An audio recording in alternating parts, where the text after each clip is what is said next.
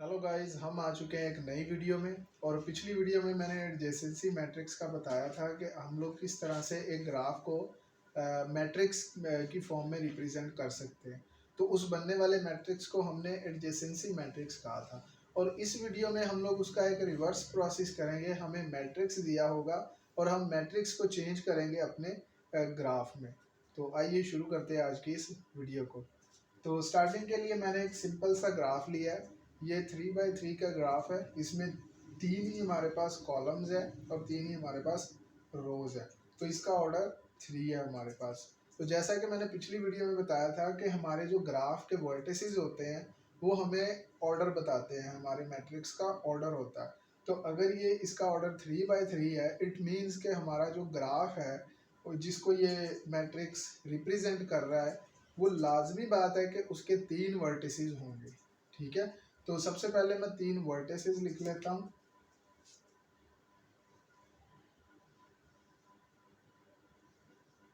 और इन वर्टिसेस को मैं नेम दे दूंगा ए, बी और सी। और इसी तरह से यहाँ पे जो कॉलम्स हैं उनको भी ए, बी, सी और रो को भी ए, बी और सी से मैं नेमिंग कर दूंगा।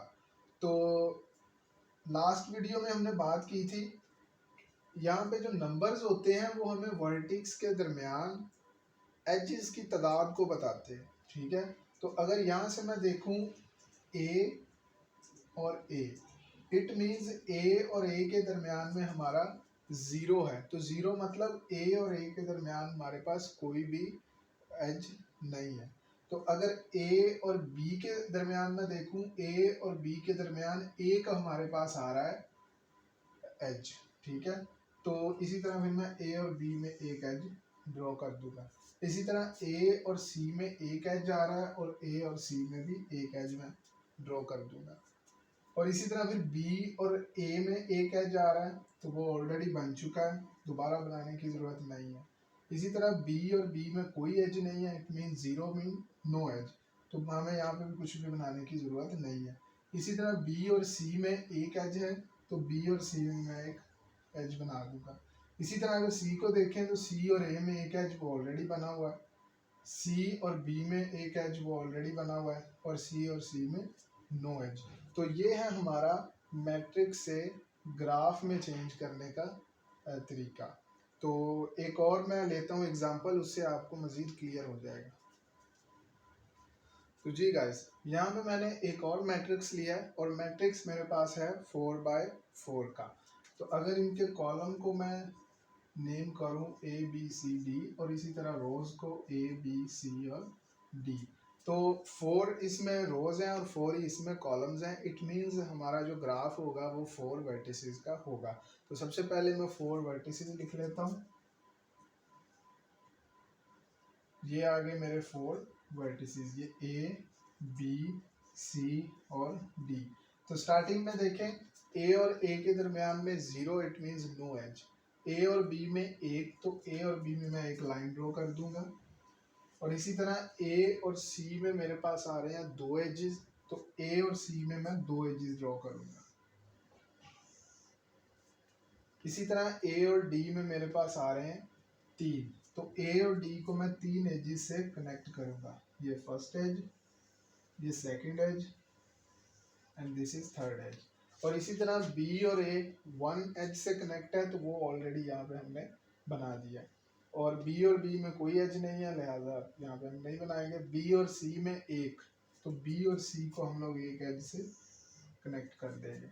इसी तरह बी और डी में दो एजेस, तो यहाँ से हम दो एजेस बना देंगे। अगेन फिर सी और ए में, सी और ए इनके दरमियान में दो एजेस, तो सी ये है और ए ये है, यहाँ पर ऑलरेडी दो एजेस इनको कनेक्ट किए हुए हैं। इसी तरह सी और बी में एक एज, वो भी ऑलरेडी यहाँ पे बना हुआ है। सी और सी में नो एज, सी और डी में एक एज, तो वो हम यहाँ पर बना देंगे। उसके बाद बी और ए के दरमियान तीन एजेस, वो यहाँ पे देखें ऑलरेडी कनेक्टेड है। इसी तरह डी और बी में दो एजेस, वो भी कनेक्टेड हैं। डी और सी में एक और डी में ज़ीरो, तो इस तरह हमने अपने मैट्रिक्स को ग्राफ में चेंज कर दिया। तो स्टूडेंट्स एक और बात यहाँ पर याद रखने की है कि हमारे पास जो मैट्रिक्स होता है जो हम ले रहे हैं वो देखिए डायगोनल पे 0 है, ठीक है। और दूसरा ये कि ये हमारे पास एक सिमेट्रिक मैट्रिक्स है। तो यहाँ पर हमारे पास मैट्रिक्स जिस तरह का मर्जी हो, जो मर्जी वैल्यूज हो, तो अगर डायगोनल 0 है तो इट मीन्स कि ये हमारे पास सिंपल ग्राफ है, सिंपल ग्राफ का मैट्रिक्स है। तो अभी मैंने लिए थे यहाँ पर डॉट्स इस तरह से, ये कोई मेरे पास रिस्ट्रक्शन नहीं है कि मैं इनको इसी शेप में लूँ, मैं चाहूँ तो जिस मर्जी शेप में डॉट्स ले सकता हूँ, मे भी मैं इनको इस तरह भी लिख सकता हूँ, ठीक है। तो अगर ऐसे नहीं लिखना तो हम किसी और तरीके से भी इनको लिख सकते हैं। तो इट डजेंट मैटर, डॉट्स जहाँ मर्जी हो सकते हैं, इसका कोई प्रॉब्लम नहीं है। तो मैट्रिक्स का जो ग्राफिकल रिप्रेजेंटेशन है वो सब के लिए यही रहेगा। तो इस तरह के ग्राफ्स को हम लोग बोलते हैं आइसोमॉर्फिक ग्राफ्स, जिनकी शेप्स तो डिफरेंट होती हैं लेकिन उनका जो मैट्रिक्स रिप्रेजेंटेशन है वो एक ही रहती है। तो ऐसे ग्राफ्स को हम लोग बोलते हैं आइसोमॉर्फिक ग्राफ्स।